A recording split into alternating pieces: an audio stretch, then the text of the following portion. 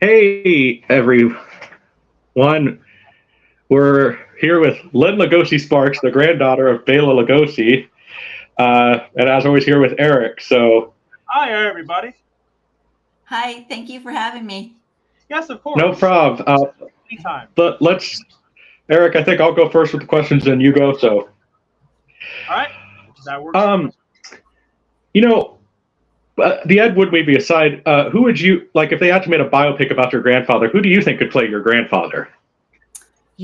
I've been asked that a lot and I have been thinking about it a lot, but I always like to hear what the person who's asking me the question thinks because in my mind, it would have to be somebody that is relatively unknown because any actor that would play him, I think he's such a unique person and how his mannerisms, his accent, if somebody tried to imitate that, but we had seen that actor as another character, I don't think the audience would be able to get that other character out of their mind. So I feel like it should be somebody relatively Hmm. unknown, an actor, probably Hungarian. The only, Right. Yeah. Probably, yeah. the only one, the only one I could think of, and he's Croatian, but he is Goran Vishnik is his name. I think I've seen him on some social media. Has his name been thrown around to play Dracula in other films? Yeah. He's been. I think he's playing Dracula in something about the brides. He was on ER. He replaced George Clooney. Is his Ah, big thing. okay. He played Spartacus in 2004. Okay. Uh, Yeah. You know, uh, I guess I can see a little bit, why you think that. I guess for a biopic, Bela's career spans such a long time from when he was young to very old. So there'd have to be either several Belas or some really great makeup. Yeah. yeah.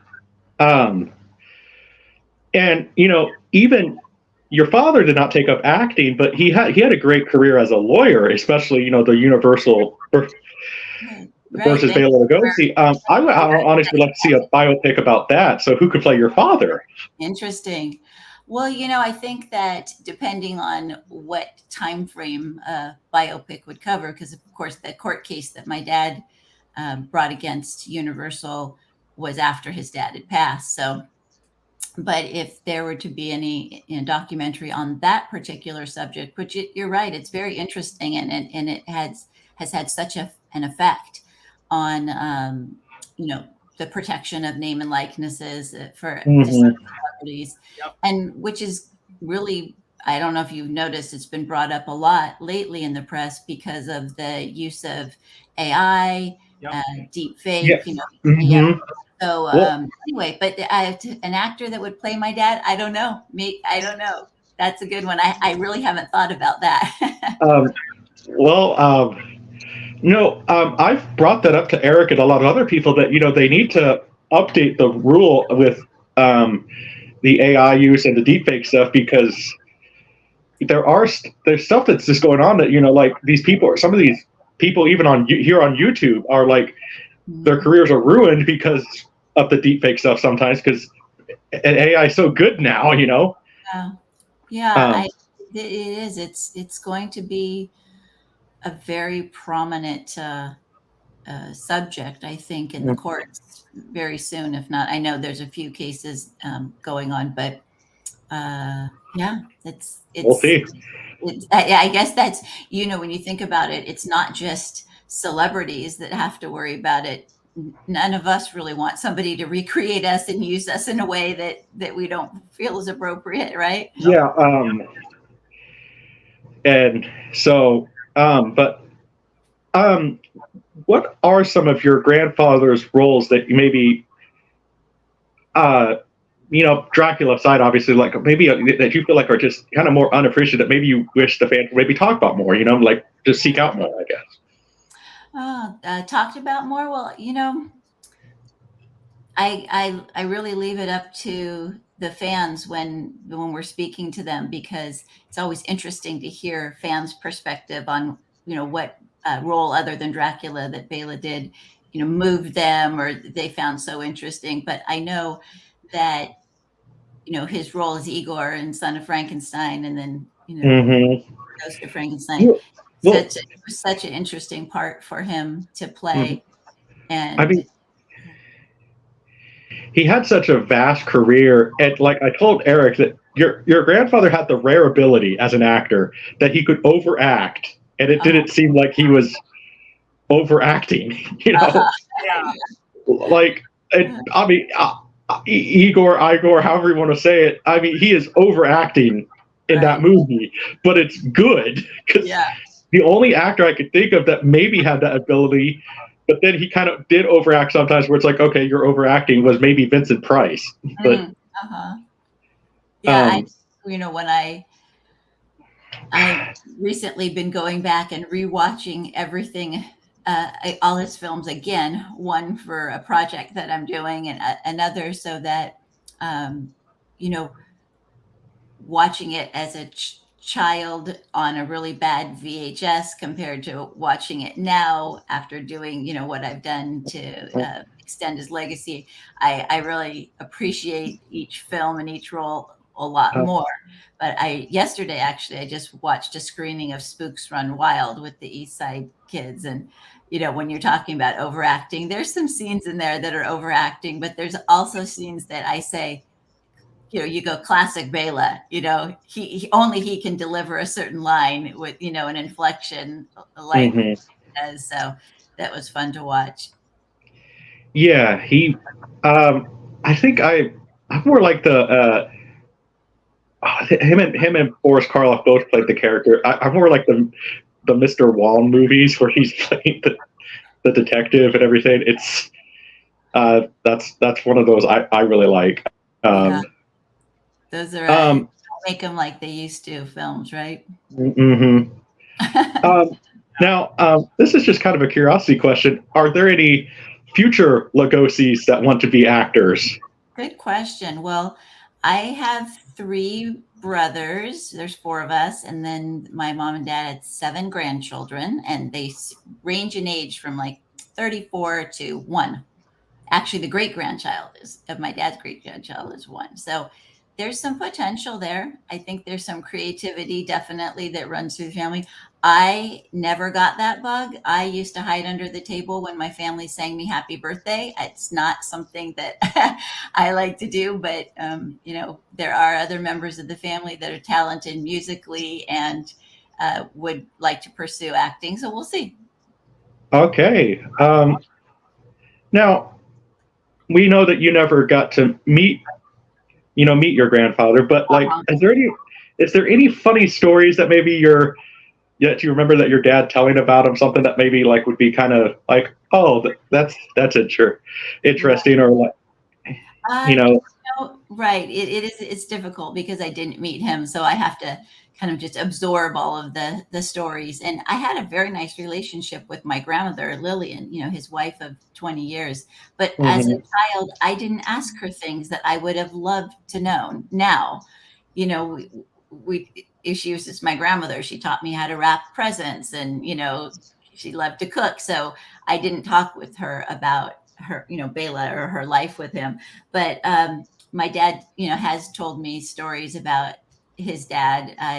You might have read it once in a while, but he always was smoking cigars, and one of my grandmother's jobs was, especially on stage, she would have to keep his cigar lit while he was on stage, so that when he came off the stage, he could, it wasn't out, which I don't think she loved to do, but she felt like it was one of her jobs. And yeah. So she laid down the law, though. In the house, she only allowed pipes. She didn't. The cigars stayed outside. I just like Bela, I also enjoy a good cigar sometimes. So my husband's a cigar smoker too, but guess what? He stays outside too. Yeah. But Um, yeah, other stories I know, in interviews, my dad has told how his mom would take him and his friends when they were quite young to the movie theater to see his dad's films, and they would be scared hiding behind the seat, but he didn't, it didn't scare him at all because he could see that was just his dad. Yeah. Yeah. mhm. Yeah. Eric? All right. So my first question is Uh-huh.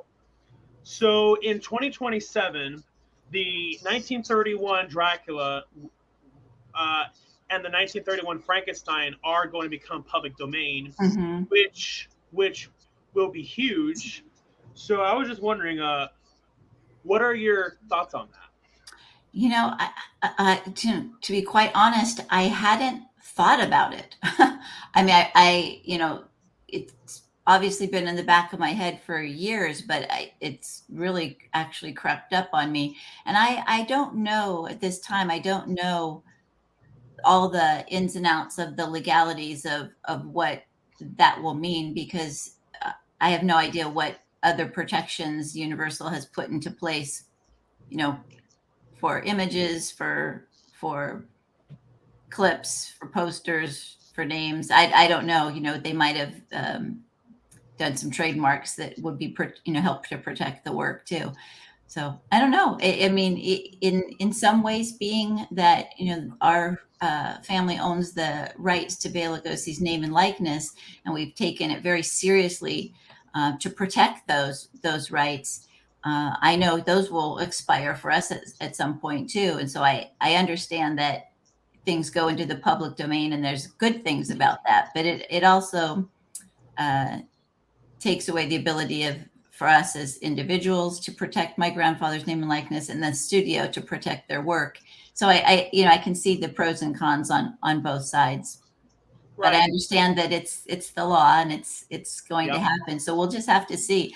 I will be educating myself more about that, in the coming months. Yeah. And so basically, in other words, it is more of like a double-edged sword then. Yeah, I really can't speak from the legal aspect of it at this time. I just haven't researched it enough to know, what will happen with it. I mean, Bram Stoker's novel and the character Dracula are already in the public domain, and so of course, you see that recreated over and over again. So I'm not sure really what effect, uh, you know, in pop culture or in the film world, Dracula and Frankenstein being in the public domain will have. I think it would probably be more an effect on the studio itself. Yeah. As far as my understanding goes, the 1931 Frankenstein is just, as far as I know, what Universal trademarked like is just the iconic green skin. Like, so say if somebody were wanting to do a sequel to it, legally they can, but they would just have to like have the monster like be gray. Or Yeah, or it can't be there's that specific shade of green. Yeah. you know I'm not 100% sure about that. I know there's something with Jack Pierce's makeup with the bolts and the scars and that. So I'm not exactly sure what that is. Mm. That's hard to. That's I'm sure there's a lot of gray area in that. Yeah, I mean, Yeah. I think it could honestly be a blessing though in some ways, just because I mean, it's hard to find the Dracula Frankenstein on streaming services sometimes because that's how people watch movies now. Yeah. Uh, and so you could probably easily find it on Tubi then, So, Oh, Right. so next, Eric. Yeah. alrighty. Well, thank you so much for answering that. So my next question: is it known why Bela Lugosi didn't reprise his role in House of Frankenstein and also in House of Dracula as well?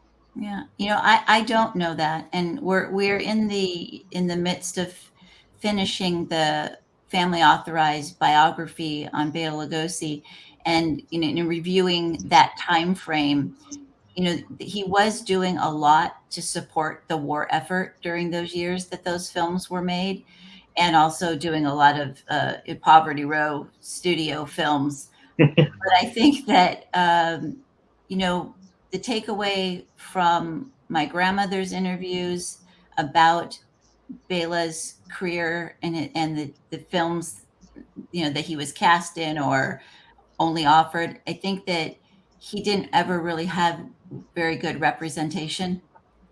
And so whether it was a combination of his age, his accent, his, you know, lack of good representation, that he wasn't offered those roles in those particular films, which would be an absolute no brainer that he should have done, right?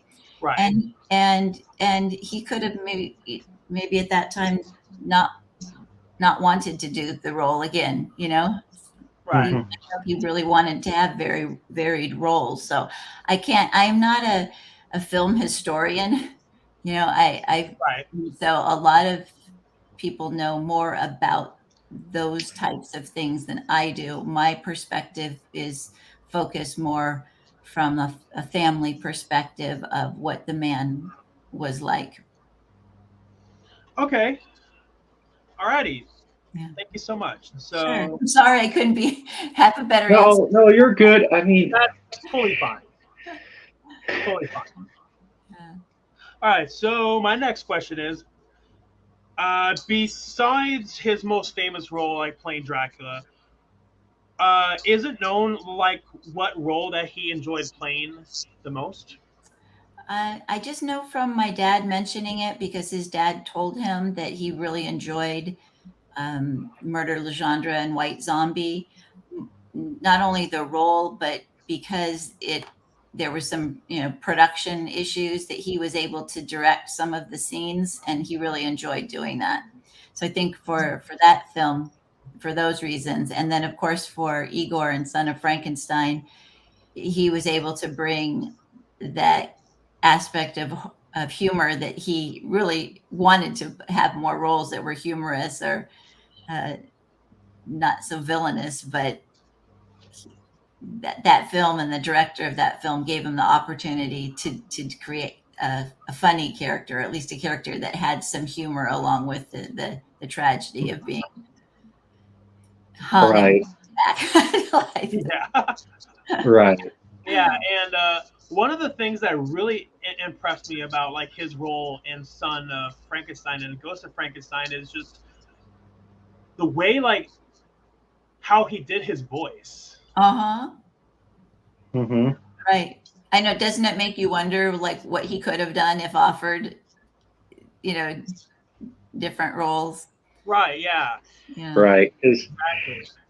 And I think, you know, I'm sure you're aware that in Frankenstein Meets the Wolfman, when he was played the monster, that it was so, you know, kind of a full circle sad situation with the beginning not being involved in Frankenstein originally, and then wanting to portray the monster in a way that, you know, Bela felt he could do, and then given that opportunity by having Igor's brain put in the monster in right, Frankenstein Meets Wolfman, and then having all the speaking parts cut out, and the audience didn't know that he had become blind, you know, in the transfer of his brain into the monster.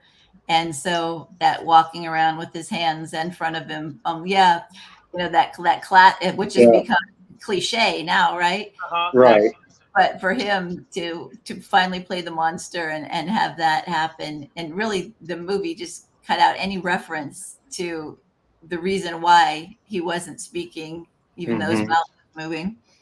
Yeah, Yeah, it's funny how it all goes back to look. It all goes back to your grandfather. You know, yeah, The Frankenstein cliche, and then Yeah. now right, every Dracula has to try to imitate the voice. You know, right, so right. I know. It's amazing that 90 plus years after those films were made, that even kids who reference these things don't know, but that's who it is. It's Bela Lugosi, and how many actors are still, you know, referenced in that way or have become an icon like he has. You know, it's a pretty unique situation. mhm, We're very proud of that. yeah. So my next question is, what are your efforts to keeping your grandfather's Yeah. legacy alive? Well, thank you for asking that. Yeah, Of course. I have kind of taken on the mantle from my dad, who, of course, as we mentioned, uh, you know, brought the lawsuit against Universal, resulting in the California Celebrity Rights Act legislation here in California. And since he was able to do that, we were able to protect that his name and likeness and to extend his legacy to new generations. And we do that in a few ways. One of them is through licensing his name and likeness for products, which we feel like we do some very nice products now. We have wonderful licensees in a wide area of products, and that is in a great part a way to reach a new generation of fans and existing fans, and keep Bela Lugosi, relevant, in as he should be as a pop culture icon. The other thing that we do are projects like the biography that we're working on, which to me is, um, going just to be a wonderful history, for the world to have, in libraries or in your personal collection, of an actor that really had an impact on classic Hollywood, the beginning of horror, and just an interesting career, as a human being. Um, that's been a very important project to me personally. And then we do things like we collect films. We have a collection at the Academy Film Library here in Los Angeles under the Bela Lugosi collection. So trying to get the best copies of films available, that are outside of existing archives, so that we have as many of his films, his work product, in one location and stored properly for preservation. So I think Yes. we have about 90 film elements now, some complete serials, many of his films, shorts, newsreels. So they're protected under one collection. So that's been nice. And then uh, a few years ago, my dad had owned the screen worn cape that his dad wore in Dracula, and we felt that it needed to be protected and the world needed to see it. We wanted to share it. So it's now a part of the collection of the Academy Museum in Los Angeles. It has not been exhibited yet. I think they're waiting for their a horror exhibit where it will be their hero icon. Um, Mm. so it's very sad for that piece to leave the family. It was very hard for us to do, but we feel that for people to be able to see it, it's quite impressive. That was a big, well, thing that my dad did, for his dad's legacy, was allow that piece to go to the museum. Yeah, like I believe that I saw that you guys recently licensed, well, like a retelling of the novel, but it's Yeah, like a graphic novel. yeah. Legendary Comics, part of Legendary Pictures, their comics division produced a hardcover graphic novel of Bram Stoker's story, featuring Bela Lugosi as Dracula, which he really never did. Yep. The film, Universal film, was an interpretation of the stage production, so quite different in the aspect of the ferociousness of Bela compared to the 1931 film. In the graphic novel, he has fangs. He ages from the beginning to the end. So it's a beautifully done book. And if you're a fan of the story and of Bela, I suggest you look it up. Oh yeah.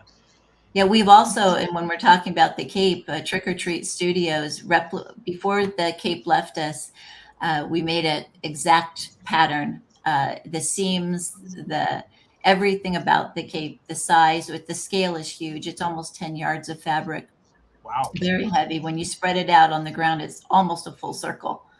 So it's Mm. an impressive cape. It's not your typical Dracula costume cape, but so Trick or Treat Studios replicated it, and it's a beautiful piece. Awesome. Awesome. But yeah, That's pretty but cool. yeah, But yeah, I certainly will be sure like to check out that Yeah, graphic novel, and I had no idea like about the cape either. So yeah, Yeah, that's great. pretty cool. You know, it'd be really cool though, to even license it. Do like a would be really cool. So, like somebody did like kind of read the graphic novel, like an audio version, but actually try to like Recreate. find the best Bela Lugosi impressionist you can. Right, right. You know, because I think that'd be kind of fun to do. You know, like for the audio version. You know. yeah, Good idea. Good idea. We'll give you props if we do that. yeah, Okay. yeah, because there have been times where I tried to do the voice, and it's something that I certainly give Martin Landau a lot of props for because I tried doing it, and it's Yeah. not as easy as it sounds. That's right. I mean, That's like when we're talking about who would play him in a biopic or a documentary. That's going to be the tough part. um, Yeah. well, I mean, I would do my impression for the. I would do my impression, but I don't want to embarrass myself and do, and have to have his granddaughter say that it's bad. So No, I never say it's bad because I can't do it myself, and I just love it when people do it. It's true. I never drink wine. Children of the night, That's good. what music? Right. I did my best. It kind of sort of sounded like Sean Connery at. Well, I watched your grandfather from the time I was a kid, so like I would always try to mimic the voice, and it's one of the very few voices that I can actually still do as that I could do as a child, but then I could do it as an adult. Because but it's the hard part of it is you have to get the verbiage right and all the other nicks and crannies of that. It's right. So Eric. All right, so my next question is so what are your thoughts on the other Dracula movies besides the one that your grandfather did? Like this year, there actually was Renfield that came out, and Nicolas Cage played Dracula, and his take on Dracula clearly is supposed to be more inspired by the one by Bela Lugosi. There also is the one like with Gary Oldman. There's also the one with Christopher Lee. I mean, going back to what we said, the character is in the public domain. Right. So there's so many film adaptations. I have to say, honestly, I didn't see Renfield yet. I would like to. I just haven't had a chance. I've heard mixed reviews. One of my sons really liked it and thought it was, really entertaining. So I can't really comment on that. I did see some of the clips where where Nicolas Cage, was reenacting scenes from the original film, and I thought, I don't know. I thought that would maybe a stretch that they shouldn't have done that because there is no comparison. Obviously they're referencing Bela. I think to do it the exact scenes, I don't know. I would have not done that, but that said, it looked like an entertaining film. The other films that you're talking about, I have to say, my thoughts would be that, because almost every portrayal is an homage to the original performance of Bela Lugosi, which he created on the stage and brought to the film. You see that in all the films, but I think I'm able to appreciate them all individually. Just knowing that my grandfather was the original and obviously the one that people still think of as the original Dracula. So I'm able to enjoy the other ones, for what they are and for the acting job that the other actors did. Yeah, like I can't help but feel like that his performance is so iconic that, like, say when an actor tries not to replicate his performance, I can't help but feel like they do it anyway. Yeah, well, I think it's embedded in us for some reason. I don't. It just you can't. The only one that didn't really replicate your grandfather, I would say, was Christopher Lee. But I mean, he had, but even though he did not like all the dialogue they give him, what made Christopher Lee work is just silence, which made Dracula more intimidating, honestly. Yeah. Yeah. But yeah, so those are all. But yeah, some of the questions I was gonna ask actually ended up already, being answered anyway. So Okay. yeah, so Um, I believe. we also were kind of curious, what a lot of fans don't know is, Lugosi is the stage name, Hmm. and his name, which an awesome name, Blasco, which sounds like a like an '80s villain or something, Yeah. Powerful. Is there anybody from the Blasco side of the family that's, do you guys keep in contact with them or no? No, he never went back to Hungary, Yeah, I know. and so you know, there's lots of projects I'd like to do, but I have never really done any of the family tree, historical research sites to ancestry.com to see, because they're over the years, people have contacted us and said, my grandmother told me that we were related in some way, so I haven't ever gotten to follow through on that, but nobody has ever come to us and said, we're from, Well, it sounds like we need to get you on that one show that those celebrities go on to find their family history and everything. I actually thought about that, and I would be kind of scared. Like, you never know what they're going to turn up, right? Yeah. I mean, it could be fun though, or just send one of the kids to do it, right? Yeah. If you're too scared, right? Yeah. No, it would be fun, and it would help me get the project done. Yeah. Yeah. Well, because I know that I saw an interview with Sarah Karloff, who said that they have kept it side with the Platt side of the family a little bit in England, but they're not really close because they live in England and they live in America. So, but I think it'd be kind of cool to document that, like a Lugosi Blasco family reunion, right? Oh my gosh. Right. Well, when the book is released next year, and early next year, I'm hoping that it'll give me the opportunity to go back to Hungary, to Budapest, and get to walk in my grandfather's footsteps myself, and promote the book. And at that time, maybe it would be good to have some research under my belt. Yeah, that could kind of be like a cool little documentary, to do, like retracing my grandfather, doing all that stuff, Well, it's been so amazing working with the author of the book, and to get this, we call it the definitive biography on Bela Lugosi, and people have come to us just over the past year, where they're historians from towns like in Lugos, which is now Romania, where Bela was born. Mm-hmm. Historian has found in people's attics like images on glass slides of Bela, and they're just, they've never been seen before, but this information, my point is that things are out there, information is out there, we just might not have discovered it lately yet. So anyway, those are interesting things that fill in some of the blanks in his life. Yeah, no, he what's interesting about him too is like when I believe they couldn't find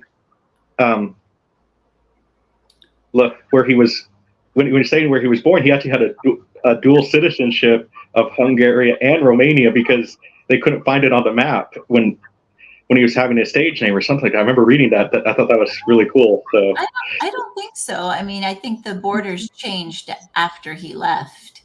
Yeah, there was something about that. I remember reading. It could just be one of those Yeah. internet rumors too. So Part of the immigration process or something. I right. don't know.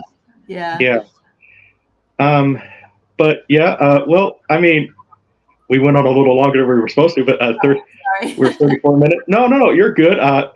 If you still have, but no, we no. I mean, is there anything you want to plug with Lugosi Enterprises then?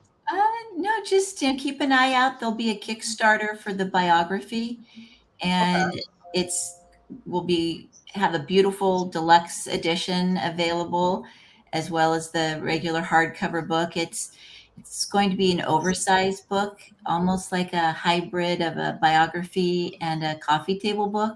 Right now, there's over 700 photos in the book. So it's a beautiful piece to have. So keep an eye out if you visit Kickstarter. Uh, there'll be some announcements on when to keep a lookout for that. So, so out of curiosity, would you maybe have an approximation, like for when that Kickstarter will be launched? It will be before the end of the year. And so if you can reach me at on the contact form on our website, belalugosi.com, and we'll be putting out on social media the Kickstarter information too. Instagram is Real Bela Lugosi, and Facebook is Bela Lugosi Official. Well, so putting these out. Yeah. Well, once it's launched, keep us informed. We'll try to self-promote it as much as possible. So thank you so much. I really appreciate you both having me on your show, and this is why Bela Lugosi is still so popular today. He's just got wonderful fans, and I really appreciate the respect for him that you have, and for on my bed. Who is it? Yeah. And what? I'm sorry, I didn't hear. Oh, sorry, but yeah, and so Oh my gosh, I just realized that. Yeah. That's amazing. Did you do that just for her? No, actually. I purchased this like earlier in the year because I've been a huge fan of the Universal Monsters ever since I was a kid, and I just wanted to get that. As soon as I saw it off of Amazon, I was like, yes, I am getting that. And but yeah, and that signed poster that I got from you and your dad is right there actually. Oh, good. Thank you. Yeah, that was fun. Yeah. I know. I know. Lugosi Enterprises is promoting. There's Lugosi wine, which is kind of ironic. Yeah, I know. And then there's, I believe there's Lugosi coffee as well. Yeah. So we're in the middle of redoing our website, so we'll update our licensees and our licensed products. But right now, we did an initial release of Bela Lugosi wine, and that has been sold out for quite a few years, actually. But it is something that we will continue to do in the future. And we have had coffee. Most of those types of things are limited releases. Looking to do a coffee license soon, more permanent. But yeah, those are fun tributes. We have, of course, figures. I don't know if you've seen the Jada figure or the NECA figures of Bela Lugosi. They're beautiful. Mm-hmm. So there's toys and figures, of course, shirts. We have licensed blankets and stickers and posters. We have guitars. ESP Guitars is doing a replica. We did a series of 3, but the current one that they're selling is a replica of the guitar that Kirk Hammett plays from Metallica. Bela Lugosi, his White Zombie guitar.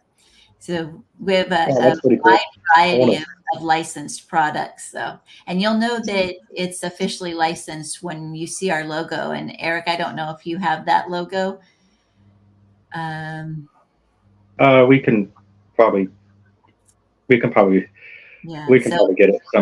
Look for that on products. It'll say it's officially licensed, and it'll have that logo. So we appreciate and so that reminds me, like earlier this year, I did buy like a Christopher Lee Dracula shirt, and when I bought the shirt, like on the tag it said Lugosi Enterprises.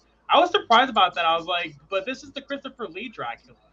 I Which, was really, yeah, that's strange. yeah, There's a lot of infringing that goes on the internet, so that's why I say, for us, it's always nice if fans look for that officially licensed logo. Now, if that's on the tag, I'm not sure.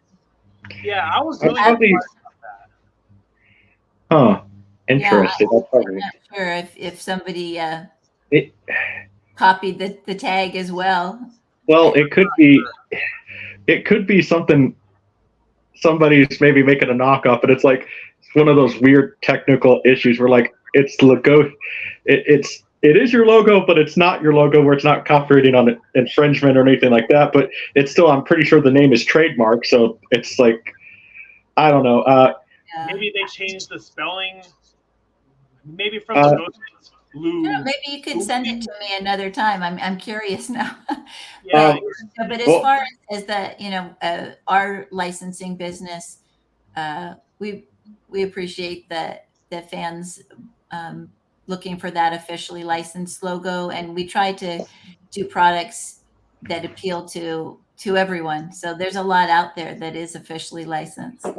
well, yeah. I mean, Alfred, what I appreciate about the Lugosi Enterprises, and even what your dad did, he kind of followed what Alfred Hitchcock said. Alfred Hitchcock said, "Respect your audience; they're the ones that buy the ticket." So, exactly. That is so true. We don't get to do conventions. Like we don't really travel across the country, which maybe one day we'll do a little bit more of. We mostly stay in the Los Angeles area, but those are my most special experiences are speaking with fans and talking with people who all have an interest in Bela Lugosi for one reason or another. And mhm. yeah, I wouldn't be here doing this as his granddaughter if we didn't have the fans and the people who Yeah, still exactly. enjoy And his work. sorry, but yeah, it's even something that I relate to, like as a filmmaker, because I truly want to be where I truly want to be where I'm at now if it wasn't for my fans as well. So Yeah, Mhm. right. Well, one of the things I always just liked about him so much, and Boris too. These were not young guys when they became famous. Right. yeah, And your grandfather never gave up. I mean, he was 49 when Dracula came out. So, Exactly. and it's like, I mean, never give up. I Right. guess. And Right. even you watch I've seen some of his. He even has a presence in some of the silent films he did as well. I know that a lot of his silent movies are lost, but I think that you guys are trying to find some of those. So, Well, the Hungarian films, unless, I really hope one day they'll turn up in somebody's collection in another country, right. or but as far as we know right now, there's one piece of a silent Hungarian film that is available now. You can find it at the uh, Hungarian Film Archive, the National Film Institute. Mhm. Well, And that's yeah, how they've been finding a lot of lost films. Like they always find them in Venezuela or somewhere, or some, like I think Eric, didn't they find a copy of Metropolis in like South America country or something like that? I can't remember what. that sounds about right. And It was some. I'm not going to sit there and get raw information, but it was some South American country if I remember correctly. that sounds about right. And But I do know the 1910 Thomas Edison version of Frankenstein was considered a lost film for the longest time, up until when it was found by like a private film collector, I believe. Not in the best of condition, but hey, at least it's that there. Yeah, was found. Yeah. right, right. um, but yeah, no. Well, Eric, if they, I guess if they if they reissue Lugosi coffee, maybe we should try Lugosi coffee on a future episode. Oh yeah. Sure. Um, Oh You yeah. can or have a taste test. yeah, I'm not, and I'm not. I don't know. I'm kind of with Bela's Dracula. I don't really like drinking wine too much. So maybe I know he. According to research, I think he liked Coors or something like that. Did like Coors. Yeah. So maybe contact Coors and see if we could get Bela's face on have his own brand of Coors. And there was a time period, one of the films that he did, or I think it was when he was doing the Ed Sullivan, in person tour. They did all kinds of advertising, and Acme beer and Cool cigarettes, and Yeah. all kinds of ads. So those are kind of fun for razors or shavers. It's Right. fun to see those. Yeah. Yeah. I think that there's some room for some product endorsement from him. Yeah. I mean, I'm with him on that. I like Coors too. So, but no. Well, we don't want to keep you too long if you're too busy. So, well, I appreciate you speaking with me and your interesting questions, and Yeah. I enjoyed it, and I'm happy to come on again if you want to. We can taste the coffee together, or Oh yeah. we can talk about the biography. So yeah. well, all right, awesome. Okay. All right. Well, thank you for having me. All right. I look forward to keeping in touch, and for all of your viewers, thank you for watching. Yeah, of course. You have a Thank you. fantastic day. Okay. Bye-bye. Bye-bye. Bye. Bye. Wow. Wow. It was worth it. Yeah. Well, I kind of just thought with to fill in the extra hour, we can, for the last 15 minutes or so, we can just kind of give our thoughts on the interview. Well, That was. I thought it went extremely well. Yeah. Well, we went longer than she said we can. So I think that's a good sign. I think she was really impressed by us. So. And I actually am surprised that she didn't notice that sooner. It was because the reason why that I had my chair like in this pose was, just so that way that my bed sheet could be seen easier. Yeah. So, yeah. Oh, sorry, but I feel like that it's because she was more focused on me. Mm-hmm. It's totally fine, but yeah, and I mean, I could totally see why that you would feel like that I got that out just for this, but no. I was more teasing you, mainly trying to be just sitting there saying, Eric, did you do that just for her? That sort of thing. That's what I was trying to do. Yeah. Just teasing you, because I mean, I don't want to come off as too starstruck or anything. Just kind of sit there and be friendly, I guess. But no, that was fun. I think it's a good sign too that we, after 30 minutes, she easily could have just left. The fact that we went on with her 15 minutes longer, that's a good sign. Oh yeah. Boy, though, and then I guess we get if they get Lugosi coffee though, definitely gotta try that. And and she offered to try it with us. So awesome. To have Lugosi coffee with a Lugosi, count me in. Yeah, I'm all in. Hey, here's a thought. So there's also Karloff coffee. We could ask Sarah Karloff back and do that. No. I got something better. We have Karloff coffee with the Karloff. We have Lugosi coffee with the Lugosi in one episode. That would be awesome. That would be awesome. That means I'm gonna have to have my coffee black, right? Because I like sugar and cream in my coffee. But yeah, so I bought this off Amazon like shortly after the Sarah Karloff Mm-hmm. interview. I mean, I'm a little disappointed that it wasn't longer, to cover up my bed more. But hey, I could easily fix that. Like, I could just add like extensions to it. Oh, excuse me, sorry. Or just kind of leave it. It kind of makes a nice little like popper. Yeah. And I'm pretty sure it's here for Lynn if she watches this, Eric. What overall very comfy blankie. Yep.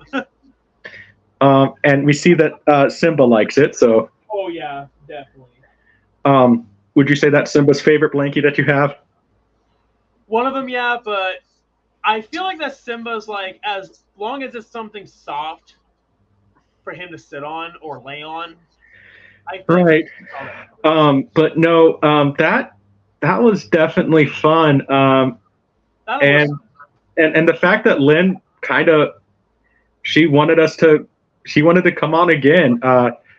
Which is a good sign. Yeah, so we gotta next year for Sit Down by the Fire, we have to schedule something with Lynn Lugosi and Sarah Karloff.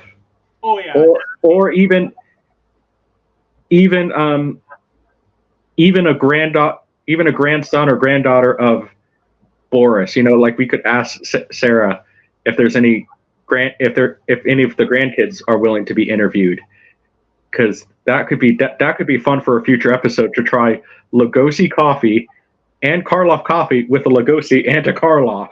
At that rate, I'm like, count me in. So I think the fans are definitely going to like this one. Oh yeah. So how do you feel though? We now have connections with Lugosis. I feel pretty excited about it. Yeah, and folks, this is just us, like kind of just talk about the interview afterwards, just to fill in the extra hour, because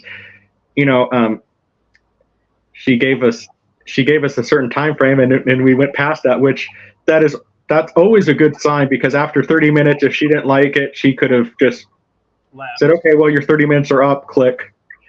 So that was fun. Just wow. Next time on Sit Down by the Fire, I do have some people I'm talking to. I guess next week will probably, folks, if we don't have anything scheduled, usually I told Eric we'll probably just play a game or something that we can both play, because we're in different time zones.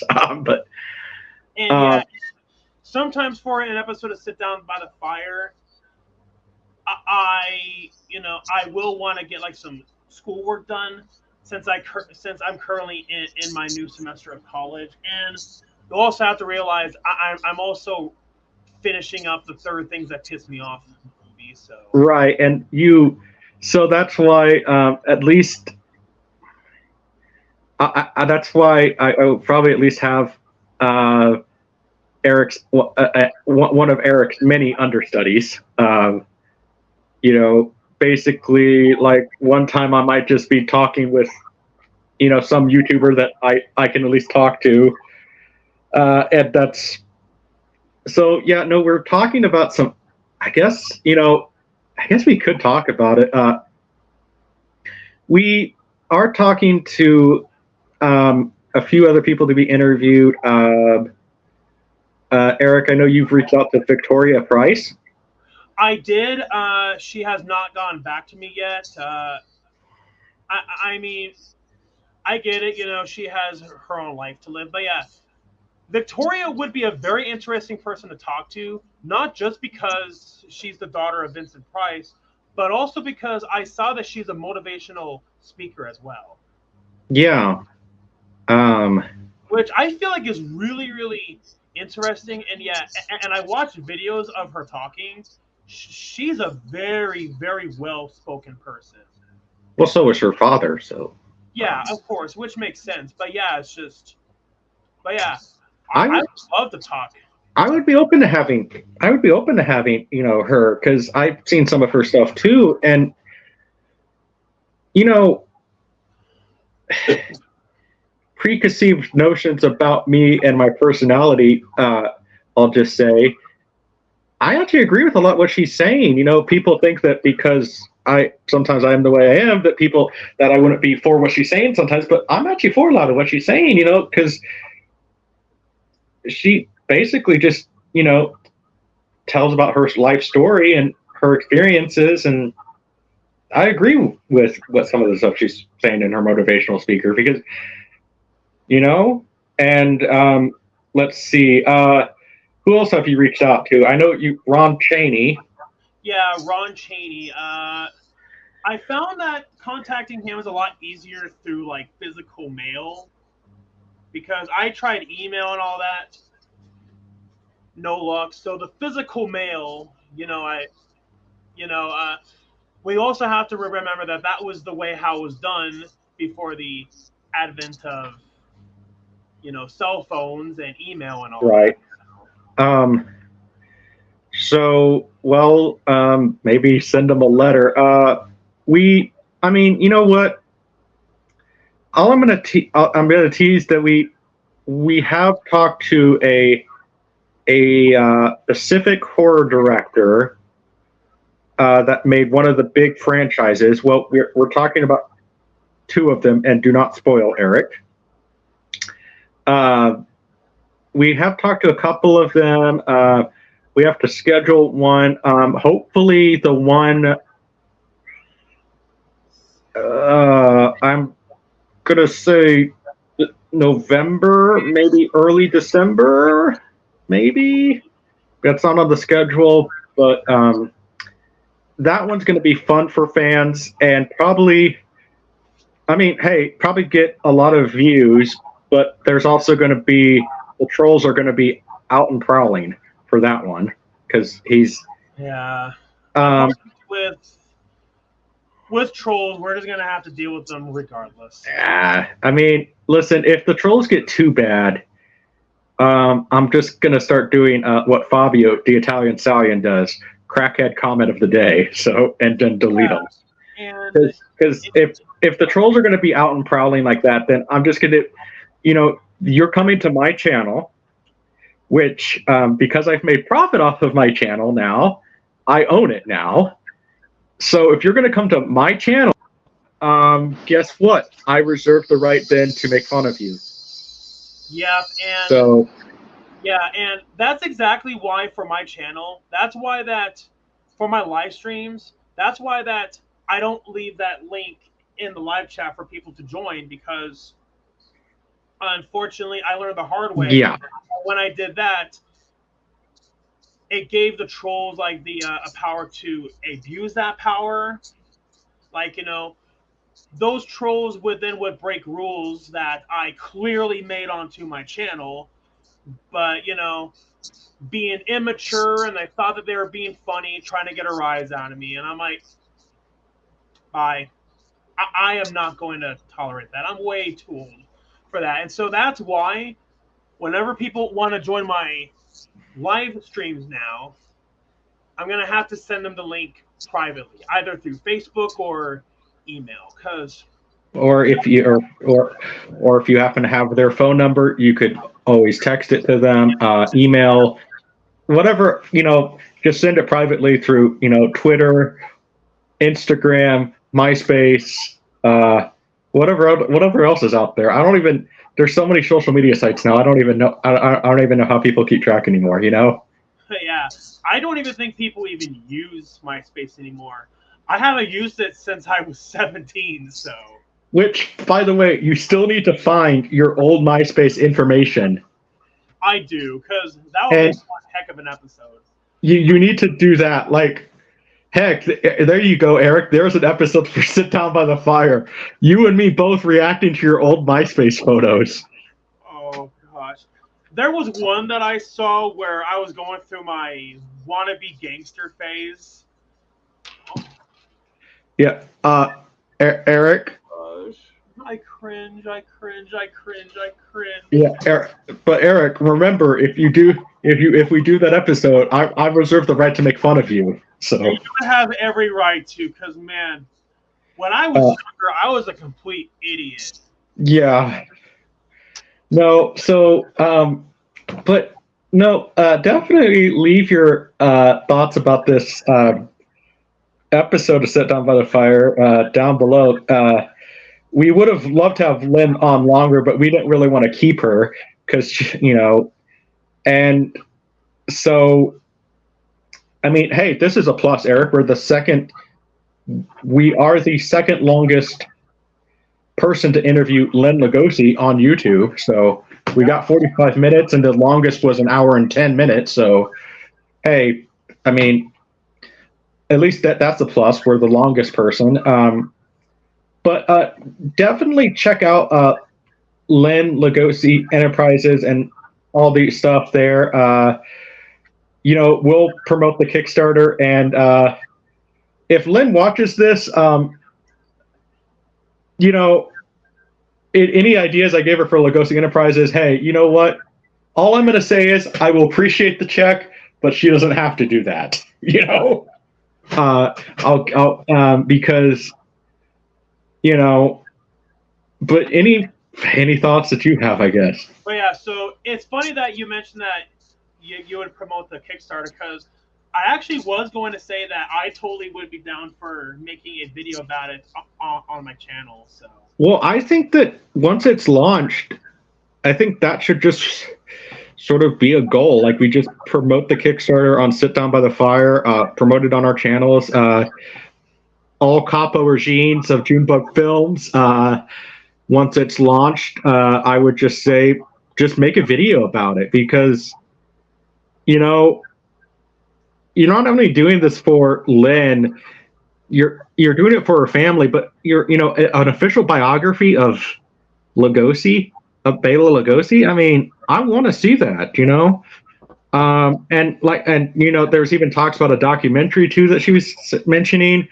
Like, I still think it'd be kind of cool to have that as an episode. And one of the things, if Lynn does happen to ever watch this, I would even suggest it, for Lugosi Enterprises, because I don't think they have a YouTube channel or anything. At least I haven't seen anything.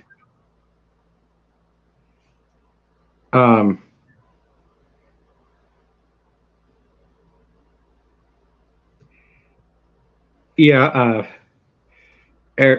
but yeah, and yeah, she definitely could promote once we launch it. Like, once we launch it, she could definitely promote even Dracula versus the Monster.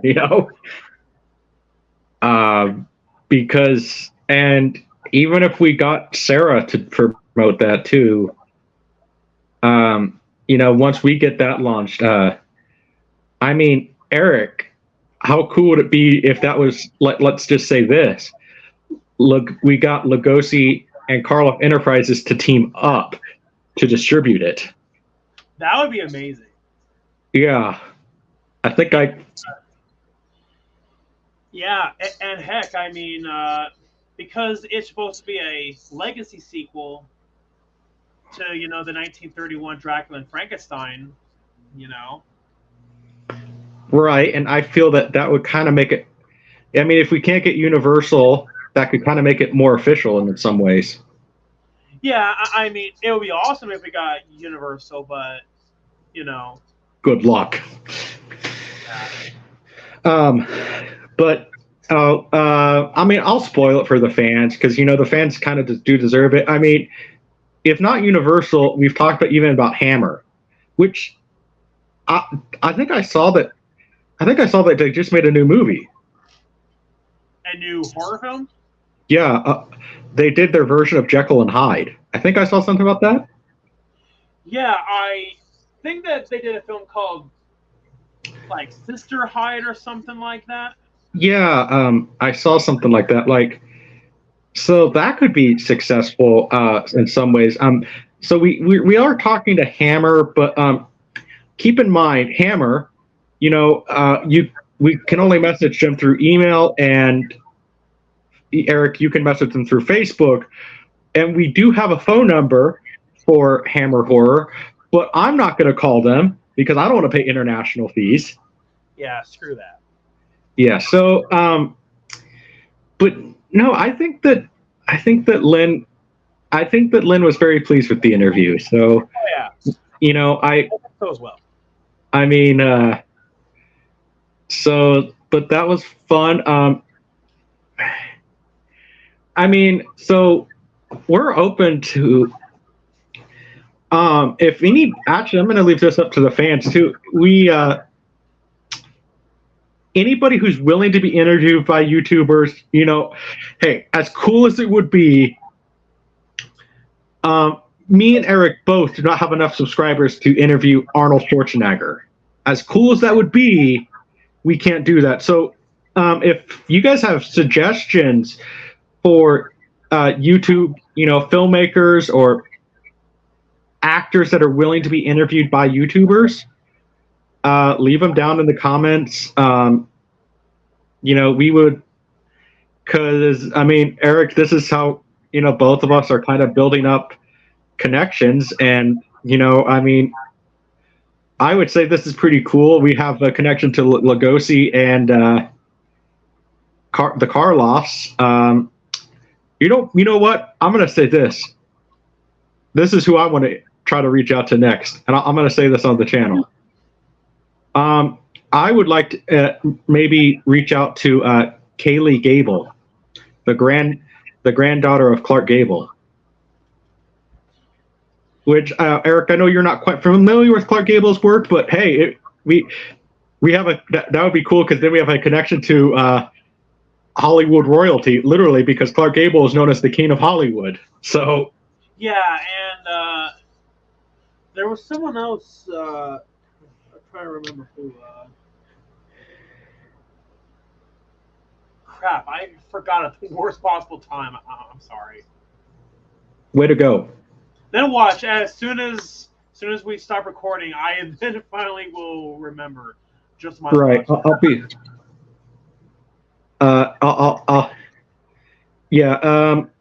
But no, we're talking to some other people. I mean, and I'm even open to interviewing some YouTubers too. Because hey, you know what? This is. We sit down by the fire. I'll say this, because this is just kind of the after show a little bit. What I want to kind of do is yes, some celebrities like that are always welcome, but also like the smallest YouTuber can come here too and be interviewed because, that helps you, because me and Eric, Eric, you have quite the following. I mean, I have an okay following, and we're only going to get bigger, and in any sit down by the fire is definitely going to be someplace where the smallest of YouTubers can come and join and talk, and because I guess at least the goal of sit down by the fire a little bit is to kind of make it sort of Johnny Carson style, where yeah, we're interviewing them, but we're kind of talking as well. But anyway, I'll see you guys. We'll see you guys later. So subscribe to Junebug Films. Subscribe to the Capo Regimes at Junebug Films. We have the 406 Boys, Vandelian, 98. We have Mecha G Zero, Zach D Productions, John Zero Cool, and be sure also to check out poppoptees.com for things that piss me off merch. I think right now you're just selling the posters, right? Well, yes, but we are going to expand it. Like for the second movie, we will sell Curta shirts. We're gonna sell a shirt. Excuse me, of that infamous scene in the second movie, like where Curta says, "Kiss my talent." We're gonna sell a shirt of that scene of him saying, Nice. and and also for the second movie, we're gonna sell a shirt of that other infamous scene in the second movie where Kenny encounters Amber Turd, and then Kenny's like, "Please don't poop in my bed." There you go. So we have that, and also if you, I really would like you guys to buy merchandise, especially this month, because you know what? This month, at the end of October, I will be 31 years old. So that it would be a nice birthday present to me if you guys buy merchandise. So, and also, because I've announced it, I am doing an Amityville movie. A lot of that, a lot of the money, keep in mind, bills and everything else, but a lot of that money will hopefully be going towards the Amityville movie to maybe hire actors, maybe, or you know, yeah. But yeah, any Eric, anything else you want to promote? Like maybe a future episode of Let's Watch a Movie or something like that? So there are tons of episodes of Let's Watch a Movie coming up. There actually will be one tomorrow. I forget what movies, but yeah, there'll be a new episode of that tomorrow. There's going to be the remake of the Money Tree episode for Things That Piss Me Off for the 100th episode. Look forward to that. And so, of course, there's the third Things That Piss Me Off movie, getting really close to being done filming it. And, but yeah, we would appreciate it if you would buy merchandise for Things That Piss Me Off and for Junebug Films because, getting funding for movies is not always easy. But yeah, basically, if you could help support us financially, it really would help for us to get better equipment, better sound, and just Yes. And the other thing about it too, I feel that I understand Patreon and PayPal, but my viewpoint is I think that merchandise, it's more of a thank you to me, honestly, if you buy merchandise because, I don't I honestly feel guilty about Patreon and PayPal money sometimes. It's like, well, I appreciate it, but merchandise, that's to me, that's like a thank you. That's more of a thank you to me if you buy the merchandise, honestly, because it's like, to me, that just shows your true support of this channel because I'm trying to turn this into an actual media company. I mean, there are big plans for Junebug Films. I mean, the plans are, I've talked to Eric about it. I would love to have a Junebug Films streaming service, even cable TV network. And Things That Piss Me Off, I can assure Eric will be on Junebug Films Unlimited or whatever I decide to call it. But I want to say this to the fans. You guys might be asking, wait a minute, you're at episode 100. Tyrannotherium does Things That Piss Me Off videos, and for the DVD, because we plan on selling DVD releases, I made his videos the entirety of season 6, and he did 25 episodes. So we are, because of Tyrannotherium. Eric, thank you, Tyranno. Yeah, thank you so much. But yeah, we made him official, and so the 100 episode is going to be the Money Tree remake, which that one's going to be fun. And the great thing is you'll have more than $5 to do it, right? Yeah, because when I made that episode, I was 16 years old. I didn't have a car, driver's license, job, none of that. So yeah, and now I do have better lighting equipment. So yeah, that terrible lighting during the beginning of the episode will not be present in the remake. But yeah, if my 16-year-old self well, I could prophesize that someday there will be a remake of that episode, and that someday there will be merchandise or Yeah, movies made yeah out of it. yeah we got to do that episode though at some point of you meeting your 16-year-old self. That would be awesome. Which, it's funny you say that because there was supposed to be something like that in the second movie, but it was cut for time. So Yeah, but no, I'll say this that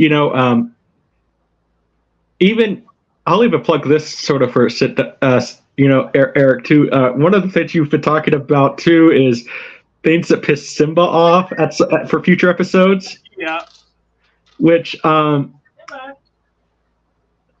could be a fun episode to do because who first of all you have to find a person that can voice Simba. That would be cheap. So fun because the actor who's taking over Spoiler Jones for the third movie, he actually said that he does have experience like doing voiceover work. So. Oh, there you go. All right. So, but before this episode gets too long, just thank you for watching. Again, if you guys have any people that are willing to be interviewed by YouTubers, leave them down in the comments. We would love to talk to anybody. Eric and I have talked before about some of the people who we would absolutely love to interview. So because yeah, and I kind of enjoy talking to a lot of these celebrities and everything because it is fun to do, and I felt honored that Lynn Lugosi took the time to be interviewed by you, the both of us, and so there's people who we're talking to, and heck, if any returning YouTubers want to be interviewed again, if we don't have a schedule, if we don't have something planned, more than welcome to. I already know somebody's going to be wanting to comment, oh, I want to be interviewed again. So are you good, Eric? You don't want to plug anything else? I'm pretty good, but yeah, I've plugged in most what I got planned. But yeah, for my second channel, I decided to close that channel down because I'm way more focused on my primary channel. It might be good. It might be good, to have Eric Triceratops as a backup channel, yeah. I'm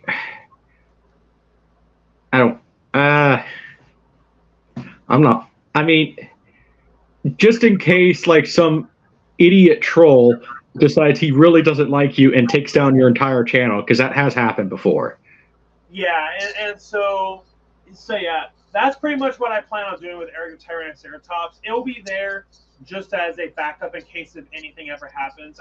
You maybe someday down the road I might look into bringing Eric the Triceratops back, but it's just that I really am trying to avoid controversial topics now. So yeah, and I guess there's a little note. Okay, if I ever say anything that is controversial on could be considered controversial on Sit Down by the Fire, it reflects my viewpoints, not Eric's.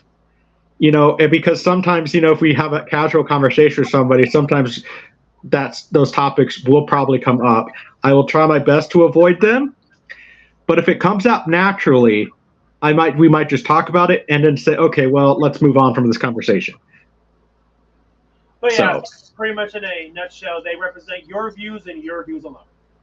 Yes. So if I say something that you consider controversial, honestly, come at me, not Eric, okay? Yeah, because I made it very clear that I'm not talking about anything controversial, like Yeah. I mean, politics, gun laws, none of that. I will discuss it on my channel, and if and that's kind of also a message to anybody who watches this who's also subscribed to Eric too, because sometimes on the stream, I'm not going to call out names, but there have been people that have tried to push some buttons on Eric's streams by asking me questions that they know Eric would not appreciate. Yeah. So if you're going to, I might do streams more often, because that you can ask me anything on a stream. My stream, but if I tell you to shut up, there's probably a reason, because I don't really want to talk about that. So anyway, we're just rambling right now. So yeah, we probably should wrap. Yeah, and so Simba probably needs to go to the bathroom. Probably, So yeah, so Simba doesn't poop in your apartment. See you guys later. Yeah. Definitely check out future episodes. So see ya.